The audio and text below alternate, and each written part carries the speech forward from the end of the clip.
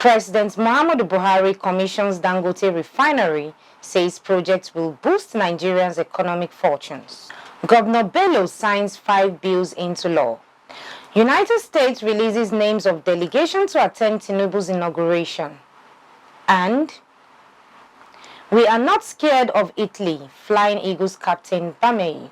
This is the MLC TV Global News, reaching you live from the city of Lokoja, the Confluence State of Nigeria. I am Jane Balagbu. Good day and welcome to today's news. Nigeria's President Muhammadu Buhari has commissioned the Dangote Petroleum Refinery and Petrochemical in Ibeju-Lekki, Lagos State, which is expected to enable Nigeria to achieve self-sufficiency in refined products and have a surplus for exports. Speaking at the occasion attended by heads of state from Ghana, Togo, Niger, Senegal, and a representative of the President of Chad, President Buhari described the feat as a significant milestone for Nigeria's economy and a game changer for the downstream petroleum products market in the entire African region. He noted that the mega industry is a clear example of what can be achieved when entrepreneurs are encouraged and supported, and when an enabling environment is created for investment and for businesses to thrive, while stressing the need for African countries to come together, integrate their economies, eliminate trade barriers. The president urged other entrepreneurs to emulate Aliko Dangote in driving economic growth and realizing Nigeria's economic potential. He praised the president of Dangote Group, Aliko Dangote, for his contributions to the economic development of Nigeria and encouraged him to sustain such tempo. Speaking at the commissioning ceremony, Aliko Dangote said the priority was to ramp up production to ensure the refinery could fully satisfy Nigerian demand and eliminate the tragedy of import dependency. Dangote added that the first product of the refinery would be in the market before the end of July or beginning of August this year. Described as the world's largest single-train refinery, it is believed that the refinery will positively transform Nigeria's oil and gas sectorial landscape. The Dangote Petroleum Refinery and Petrochemical Project, a subsidiary of Dangote Industries Limited, is a 650,000 barrels per day crude oil refinery located in Dangote Industries Free Zone, Ibeju-Lekki, Lagos, Nigeria. The refinery is projected to yield an excess of around 38 million liters of petroleum products on a daily basis, comprising petrol, diesel, kerosene, and aviation fuel to meet the demands of Nigerians. The federal government has approved the appointment of the current manager, Nnamdi Azikiwe International Airport, Abuja, Kabir Mohammed, as the new managing director of the Federal Airport Authority of Nigeria, FAN, and expected to assume duty this week. The appointment followed the approval of President Muhammadu Buhari to remove the managing director of FAN, Captain Rabiu Yadudu, with immediate effect. Kabir Mohammed, before his appointment as the new FAN boss, was also the regional general manager, North Central, and was appointed as the chairman of Aviation Roadmap Implementation Committee in January 2022 by the Minister of Aviation, Hadi Sirika, a position he effectively combined with his office as the general manager, special duties at FAN. Lagos State Governor Babajide SANWO-OLU has inaugurated the Senator Abiru Innovation Laboratory in the Ikorodu area of the state. Unveiling the project, SANWO-OLU said the SAIL project will amplify the narrative of technological evolution in the state. The SAIL is a dedicated innovation and tech lab that is provided relevant technology, business and digital skills to tech enthusiasts and young entrepreneurs across the Lagos East Senatorial District, which is located in the Ebute area of Ikorodu, Lagos State. The lab is a private endowment project initiated in 2021 by Mukail Abiru and his wife, Feishola Abiru, and is being operated in partnership with Co-Creation Hub. The Presidential Election Petition Court has dismissed the application seeking to allow the day-to-day telecast of the ongoing election petitions proceedings. The 5-man panel led by Justice Haruna Samani dismissed the request, which was made by the aggrieved parties and candidates of the People's Democratic Party and the Labour Party as lacking in merit and rejected it. The court held that allowing cameras in the courtroom is a major judicial policy that must be supported by the law. According to the ruling, no regulatory framework or policy direction permitted it to grant the application.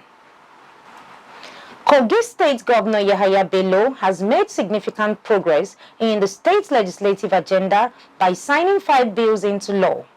The signing ceremony took place at the ESCO Hall Government House, Lokoja, and was witnessed by dignitaries including the Speaker of the State House of Assembly, Matthew Kolawole, the Attorney General and Commissioner for Justice, Mohammed Ibrahim, among others.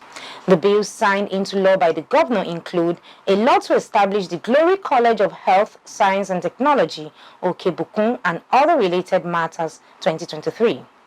A law to provide for the retirement of teachers in Kogi State and other related matters 2023, and a law to establish the Kogi State Roads Fund Management and Administration Board for the management, planning, development, rehabilitation, reconstruction, and maintenance of Class B, C, and Class D roads in Kogi State and other related matters.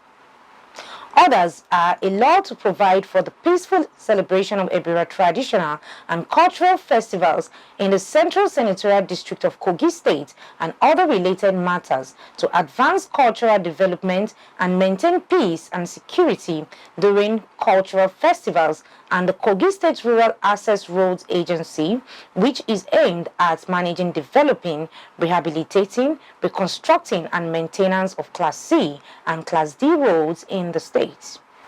Governor Bello described the event as unprecedented and a milestone in the state's history, emphasizing that bills will improve rural infrastructure, education, cultural advancements, and transform the state. The Speaker, Kogi State House of Assembly, Matthew Kolawole, expressed delight that the bills were not just passed but also signed into law, and commended Governor Bello for fostering a peaceful atmosphere and promoting a harmonious working relationship between the executive and the legislature. The Ohindashe of Okenwe in Okene local government area of Kogi State, His Royal Highness Stephen Eneka Bamidele Bello, has celebrated the 2023 New Yam Festival at his residence. Traditional rulers, community members, among others, graced the event. The Ohindashe of Okenwe, in an interview, prayed for more of God's peace over Ebira land and Kogi State in general. Let's join our reporter for the detail. Historically, the Ohindasi is the first chief permitted to eat new yam in the new harvest season before other chiefs in Ebira land follow suit. Marking the 2023 edition of the occasion at the Palace of the Ohindasi of Okenwe, the people who gathered in their numbers took time out to dance to the beautiful tunes of Ebira beat amidst jubilation.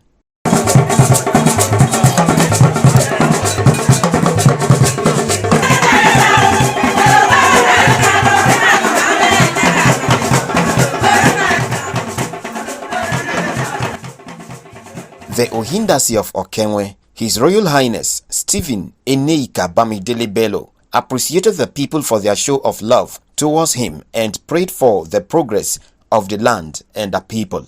First chief to eat yam in all Ebira, that is new yam, is the one that must eat new yam before others.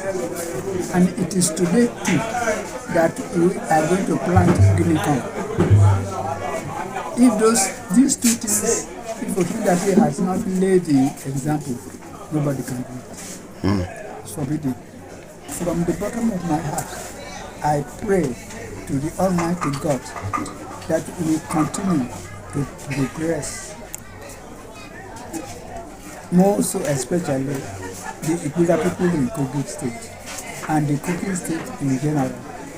At the event, the Uhi of Opai of Ave in Okenwe, Pastor James Adabara Aliu, and the chairman of Ave clan in Ebira land, Abdulaziz Salihu, said The importance of the New Yam celebration by the Ohindasi cannot be overemphasized, saying that it strengthens oneness among the people. The importance of this New Year festival is very great. Right from the inception of Igbira land, this is how it has been going. The Ohindasi, the great of Okenwe Okene, will be the first to taste the yam before every other tribe in Igbira land will come up. So if he will not do it, it means others are barricaded from taking it. This our New Yam Festival is very unique in nature, and the Ohindasi the Great have been going around calling people to make sure we have peace in the land. The people also used the occasion to pray for long life and sound health for the revered traditional ruler and more prosperity over the land. When you are said to tell them so that we stop From the palace of the Ohindasi of Okenwe in Okene local government area of Kogi State, I am Joshua Adinoy, reporting for MLC TV. Kogi State Governor Yahaya Bello has announced the immediate reinstatement of several key officials in the state. In a statement by the Secretary to the State Government, Dr. Folashade Ayoade, the governor approved Jibril Momo, former State Accountant General, Pharmacist Abdul Karim Mohammed Jamil Asuku, former Chief of Staff to the governor, to resume their previous positions. Other reinstated members of the cabinet include Yakubu Okala, State Auditor General, Idris Asiwaju Ashiru, Commissioner for Finance, Budget and Economic Planning, and Barrister Momodu Uzigi Didat, Commissioner for Local Government and Chieftaincy Affairs. The reinstatement of the Auditor General and the Commissioners is subject to the scrutiny and confirmation of the House of Assembly before they can resume their duties.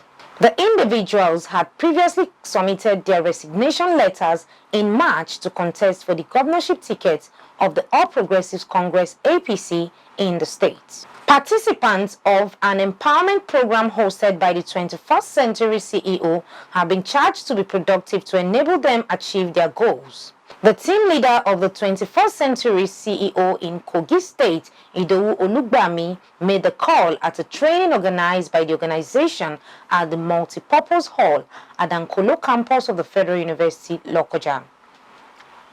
Olugbami explained that the project has no age, tribe, or religious restriction, calling on Nigerians to take advantage of the organization's programs to empower themselves. Let's join our reporter for the detail.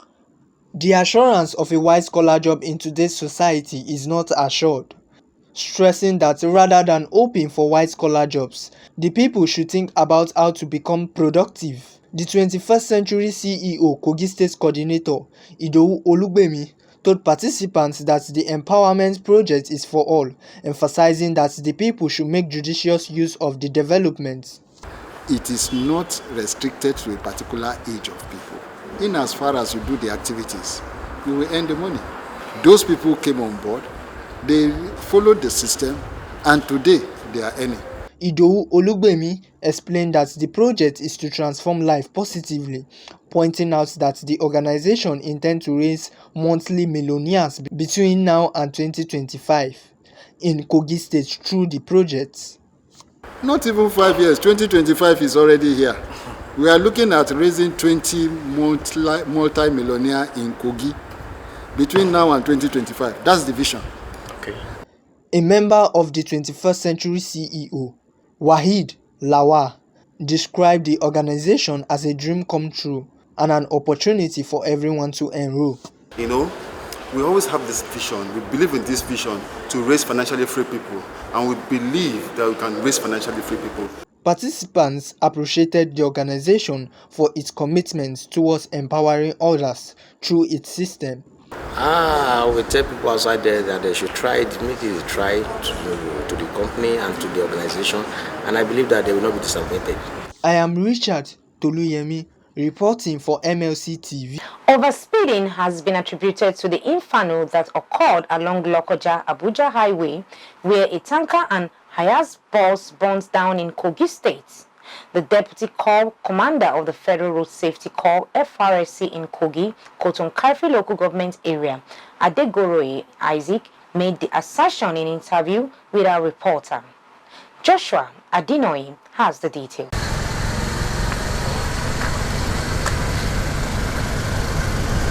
The heavy smoke from the inferno was enough to cause fear in the heart of commuters, other road users and community dwellers who walked helplessly as the truck's content burns.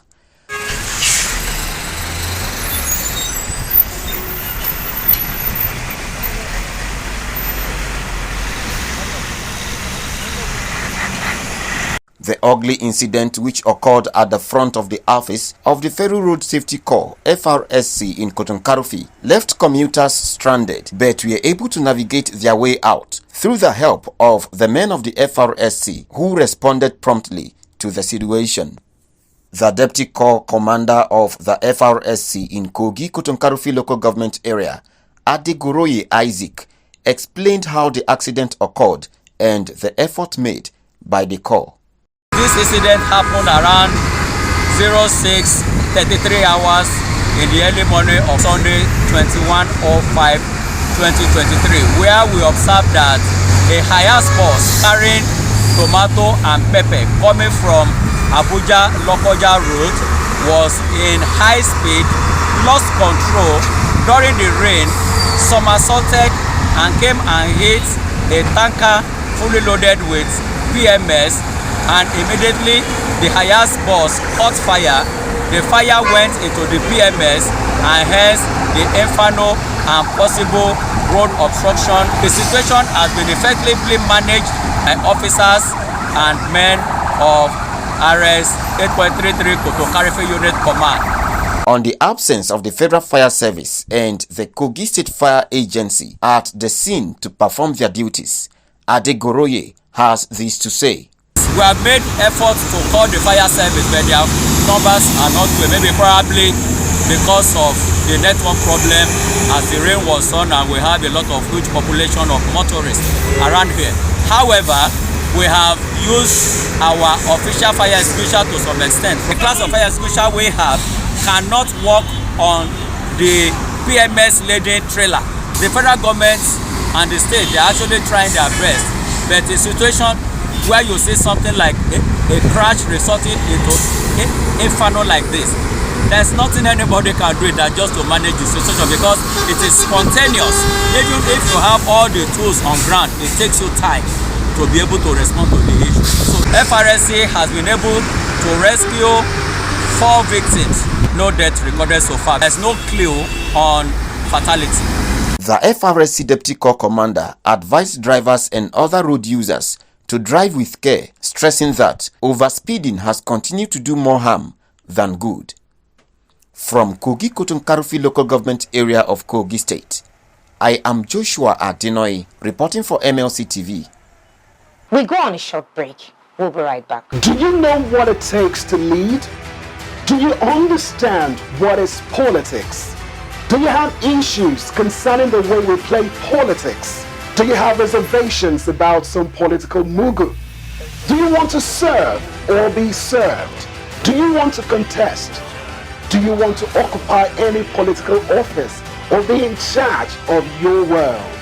All this and many more are what we discuss right here in the political arena. A program where we trash and rage, condemn and commend, celebrate and blame all that play out in politics. Do not be told. Join me, Moana Balagugu, every Saturday by 7 p.m. to throw more light on why we play politics the way we do and how we can play it better. Political Arena, building a government of the people and for the people. Don't miss it. The candidate and his entourage were in Lagos to meet the Kogi community as part of activities lined up for consultations ahead of the governorship election in the state. Governor SANWO-OLU held a private meeting with ODODO where their discussions centered around winning the November 11th governorship poll, assured them that the entire APC family would ensure victory for the party in KOGI State. The KOGI State APC governorship candidate USMAN ODODO advised all KOGItes home and abroad to see him as the candidate of unity, assuring the people that he will consolidate on the achievements of Governor Bello. On the entourage of ODODO were the state chairman of APC, Abdullahi Bello, among other government functionaries. Kogi State Governor Yahya Bello received a group of former members of the People's Democratic Party (PDP) from Igalamela, Odolu local government area, who decamped to the All Progressives Congress (APC) and pledged their support for the party's gubernatorial candidate Ahmed Usman Ododo. They were led by former caretaker chairman of Igalamela local government area, Abdullahi Ibrahim, along with Adama Sani and Aikoye Anu, among others. Governor Bello, while addressing them, expressed appreciation to the defectors for recognizing the achievements of his administration and for choosing to join the APC.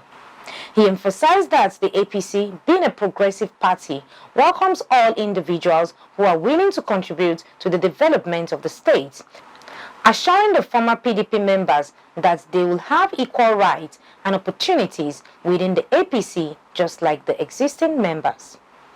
Speaking on behalf of the defectors, Abdullahi Ibrahim explained that their decision to join the APC was based on the remarkable achievement of the current administration, which have positively impacted all local government areas in Kogi State. Abdullahi mentioned that Governor Bello's accomplishments had led to an influx of opposition party members joining the APC, and they were determined not to be left behind. Youth and student bodies across Kogi State have endorsed Ahmed Usman Ododo, the governorship candidate of the All Progressives Congress (APC) for the November 11th governorship election in the state. The bodies comprise the National Youth Council of Nigeria (NYCN), Nigerian Youth Parliament (NYP) Kogi State Chapter, National Association of Kogi State Students (NACOS), National Association of Nigerian Students (NANS), and the Association of Nigerian Female Students (ANFS). The endorsement was made in a meeting held at the Government Banquet House, Lokoja. Delivering their intent, the Speaker of the Kogi State Youth Parliament, Ibikunle Adebayo Olajide, who raised a motion on behalf of all the youth and student bodies in Kogi State, noted that they were poised by Governor Bello's exceptional performance in the last 7 years. Hence, continuity and consolidation was a non-negotiable agenda. Now on crime. The Stand Up for Women Society (SWS) has condemned the gruesome killing of young, old men and women and children in Magu local government area of Plateau State. The international president of SWS, Barrister Deborah Ijadele Adetona, in a statement by the association's National Public Relations Officer, Liberator Billy Nwogu, the international president of SWS called on security agencies to protect the lives of the people to avoid reprisal attacks. As a mother and an advocate for a better society, she called on President MUHAMMADU Buhari to urgently order security agencies to secure the lives and property of the people in the area and also puts a stop to incessant killing. Barrister Deborah said if the ongoing president could not bring to justice the killers, she urged the incoming president, Bola Tinubu, to do everything possible to put a stop to such menace across the country. She used the medium to console the state government, traditional rulers and families of the dead. According to reports, the people were killed during the Fulani's invasion of the communities on the 16th of May 2023, which left over 30 people dead. And on foreign, United States President Joe Biden has named his delegation to attend the inauguration of the Nigerian President-elect Bola Tinubu. The U.S. delegation will be led by Secretary of the United States Department of Housing and Urban Development, Marcia Fudge. Members of the presidential delegation include Chad Affairs AI U.S. Embassy Abuja, David Green, the Honorable Sidney Kamlaga Dove, United States Representative, California, the Honorable Marisa Lago, Under Secretary of Commerce for International Trade, U.S. Tinubu will be sworn in as the 16th President of Nigeria on May 29th at the Eagle Square, Abuja. And over to Joy Dada to take us through the latest on the entertainment world.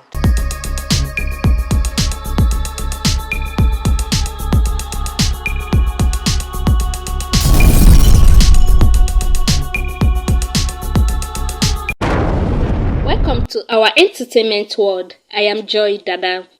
The 2023 edition of the African Magic Viewers' Choice Awards, an annual accolade presented by MultiChoice, recognizing outstanding achievements in television and film, has been conducted amidst jubilation and fanfare. The prestigious event brought together the continent's most talented actors, directors, and filmmakers under one roof to celebrate their outstanding contributions to the world of cinema. In a truly satisfying turn of events, Patience Ozako took home the highly regarded Industry Merit Award for her meritorious service to the industry. Jade Osiberu Brotherhood and Kunle Afolayan and Ekulapo took the lead, heading home with multiple awards in different categories. Samuel Perry, popularly known as Brother Shaggy, grabbed the Best Actor in Comedy. Bimbo Ademoye Selena, Best Actress in a Comedy. Best Actor in a Drama Series award went to Toby Bakre, among others. While some of the winners were relatively predictable, the 9th edition of the award managed to ruffle a lot of feathers with the caliber of filmmakers who left empty-handed. Afrobeat musician Seun Kuti has been released on bail from the detention of the State Criminal Investigation Department, Panti, Lagos. The development was confirmed by his attorney Adeyinka Olumide Foseka, son, in a telephone interview. His release followed the expiration of the extension of his remand in police custody to enable the police to conclude its investigation and for the advice of Lagos State Directorate of Public Prosecution. The police has told the court that the 2 days remand extension that was earlier granted was not enough for it to conclude its investigation. Still in Africa, veteran Yoruba actor Prince Adewale Adeyomo has been announced dead after a brief illness. The news was announced by fellow actor Kunle Afod on his Instagram page. The late Prince Adewale Adeyemo reportedly passed on early hours of Monday 22nd May after a brief illness. May God comfort all his family, friends and colleagues. Thanks for joining me. I am Joy Dada, reporting for MLC TV. Thank you, Joy, for the entertainment update. And that is the size of our package today. If you like what we do support us by subscribing to our YouTube channel, Malachi TV, like and follow our Facebook pages, MLC TV and MLC TV2, Instagram MLC TV 2021, and Twitter at MLC TV1. For your events, coverage, appearance on any of our programs, contributions, comments, advert placement, or sponsorship, please call or send SMS to any of our numbers displayed on your screen. Join Malachi TV online on weekends to watch our various programs. Saturdays 7 p.m. Political Arena, Sundays 6 p.m. Women's World, and Mondays 9 a.m. The Opinion.